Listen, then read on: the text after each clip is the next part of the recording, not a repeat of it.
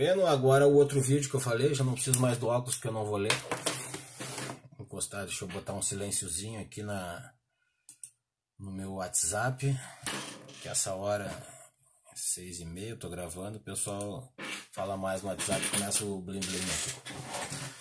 Acho que eu melhorei um pouco a luz aí, o Thiago me pediu, meu amigo, meu colega advogado, me pediu que eu colocasse mais iluminação. Eu espero que seja melhor aí para vocês. O meu pai criticou o cenário, mas eu não consigo comprar o que eu preciso para melhorar o cenário. Não tinha esse projeto até aí então tão sério, né, de fazer canal e tal. Então um dia nós iremos melhorar isso aí. Bom, o Senna Dutra, meu amigo também, que me pediu para comentar sobre a questão então do contrato verde amarelo, né? E eu me lembro que quando voltei a estudar direito, eu já tinha feito metade da faculdade de direito quando eu tinha lá meus 20 anos, eu acho. Fiz na Unicinos. Não vou dizer que ano foi isso, mas faz algum tempo, né? E aí eu tive depois uma empresa, estudei segurança privada, estudei marketing de serviços, estudei desenho industrial. Olha, eu fiz bastante coisa aí, mas muitas eu não acabei, tá? Então quebrou a minha empresa, eu tinha 70 empregados quando ela quebrou. Embora eu tivesse 70 empregados, ela nunca foi uma empresa grande. Isso me gerou uma série de problemas e uma dor de cabeça grande.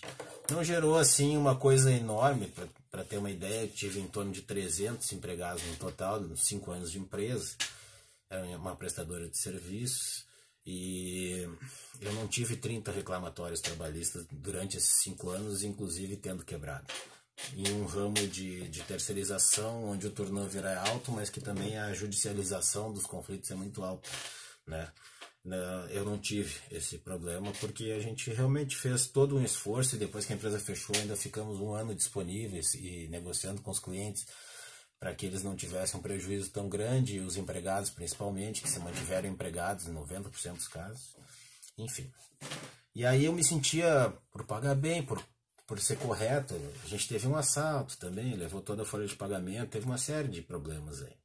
Problemas de mercado, as cooperativas entraram no mercado com muita força, muitas falsas cooperativas, na época ainda não se tinha essa identificação, que mais tarde foi aparecendo, enfim.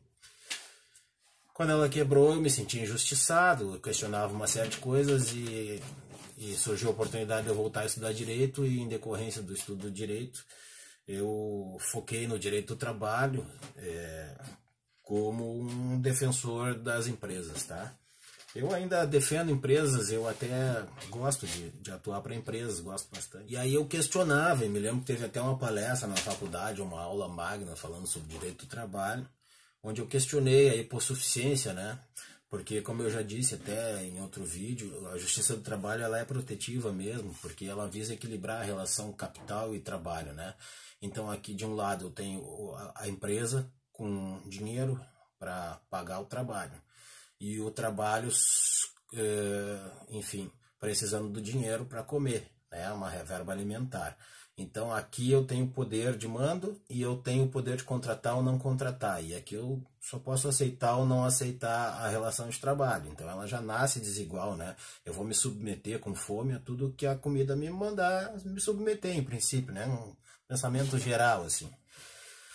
Claro que tem empresas com muita responsabilidade social, que tem empresas que visam realmente a proteção, o desenvolvimento das pessoas, e isso não é hipocrisia, é verdade, existe, né? Eu acredito que no Brasil exista bem menos que no primeiro mundo, mas aqui tem muita empresa de primeiro mundo. Mas também tem uma série de empresas que ou são fracas ou são despreparadas, né, financeiramente e até mesmo culturalmente, e enfim, o desrespeito ao direito do trabalho aqui ainda é muito grande, né? E muitas vezes a empresa é compelida a não respeitar mesmo porque não tem condições financeiras, os encargos são altíssimos, é fato, e os custos são altos também. O governo em geral não ajuda em nada as empresas, pelo menos as pequenas, né? Exceto as grandes indústrias e grandes bancos aí que possuem sempre uma um carinho especial, digamos assim, né? Enfim. E assim, essa relativização, ela deveria ser realmente existente. Essa questão da verde e amarela traz uma relativização que, na verdade, vai acabar sendo usado pelos mesmos de sempre, né? Pode ajudar algumas pequenas empresas, mas, em geral, vem só precarizar a relação de trabalho. Na minha opinião e na de muitas pessoas, e eu até hoje não tive um contraste técnico sobre isso, tá? Eu já questionei. Essa precarização das relações de trabalho trouxe um aumento da crise, né, no mercado. Por exemplo, a terceirização, né, a terceirização irrestrita, ela da noite para o dia, então demitiu muita gente com contrato de emprego e com garantias muito boas por negociações coletivas, enfim. E essas pessoas passaram então para as negociações coletivas das terceirizadas, que são realmente com direitos muito abaixo daqueles que os empregados orgânicos têm geralmente, tá?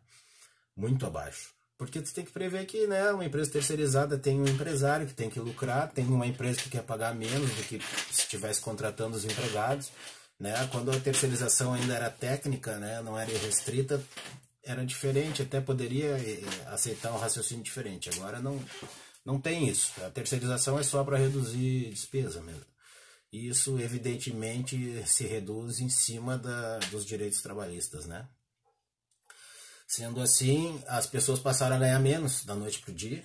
Muitas empresas, hospitais, universidades, equipes, tudo que tinha equipe grande, bancos, enfim, transformaram, se não toda, uma boa parte da equipe de professores, de médicos, enfermeiros, enfim, em terceirizados, né?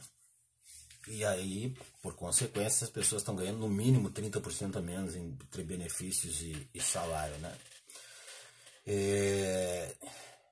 E isso significa 30% a menos de consumo dessa fatia aí, né? Aí junta com o cenário de salários parcelados, salários atrasados de servidores estaduais, municipais, inadimplência alta, por consequência, a crise só aprofunda, né? E essa verde e amarela tem esse potencial, então essas grandes empresas, grandes bancos vão poder tirar uma boa parte da equipe deles e colocar em jovens ou em pessoas. E agora está a discussão, vota ou não vota, né, nesse tempo de crise e tal, a oposição fazendo força para que não vote, a situação querendo votar, é uma questão econômica, então é isso. Então, tá? Eu acho o seguinte, ó, em algumas empresas realmente a carga tributária é altíssima e é impagável. Os direitos trabalhistas também, principalmente os encargos. Né? Tem um cálculo, em média, se gasta 150% a mais que o salário da pessoa, né? Para cada vaga de trabalho. Isso, para os pequenos, é insuportável. Então, nesse sentido, eu sou até favorável, mas não de forma ampla, e sim de forma restrita, com condicionantes para que fosse liberado, então, esse contrato verde-amarelo. E as condicionantes não deveriam ser somente de idade, de primeiro emprego, enfim, e sim de relativização da força de econômica das empresas, né? Então, muitas vezes o empregado que recebe o salário em dia está em melhor condição que a empresa que está devendo encargos e impostos. Eu acredito e sempre acreditei que entre dever salário e dever encargos e impostos, eu preferia dever encargos e impostos. Se tivesse que escolher entre salário e encargos, então que se escolha encargos, diminua seus encargos, mas de quem não pode pagar. Quem pode, quem tem uma lucratividade excelente, que vá cumprir sua função social e que vá arcar com as suas próprias despesas. Isso no Brasil não vai ser mexido tão cedo, na minha opinião, essa parte de reforma tributária, reforma fiscal e reforma política, que era o que deveria ser o começo de tudo. 10 minutos de vídeo, já vou parar de falar. E sim, vai mexer sempre no direito do trabalho, no direito dos pobres, a previdência trabalhista e não muito mais que isso. E então, se houverem reformas, vai ser nesse sentido. Um dia nós vamos aprender que a gente não pode continuar perdendo sempre, a gente tem que ter poder de compra, né? E o mercado vai se dar conta disso, mas por enquanto ainda não, né? Então a minha opinião é nesse sentido, que a contrato verde e amarelo sofra modificação, ainda dá tempo, como vai passar ainda pela esfera legislativa, né? Que sofra modificação nesse sentido. Se tem algum político aí me assistindo, que porventura possa chegar em vocês, então que pensem nessa coisa de relativizar, mas não para todos, né? Não se deve fortalecer mais quem está muito forte. Isso é ruim para a economia do país. Isso é ruim, e até porque esse dinheiro não vem aqui para dentro, né? Esse dinheiro, raramente ele é aplicado no país. Então, vamos privilegiar o pequeno negócio de forma verdadeira, certo? Minha opinião. Dá um like aí, curte, compartilha. Compartilha para os amigos se gostar, para os inimigos se não gostar. Estamos aqui, obrigado. Abraço, até a próxima.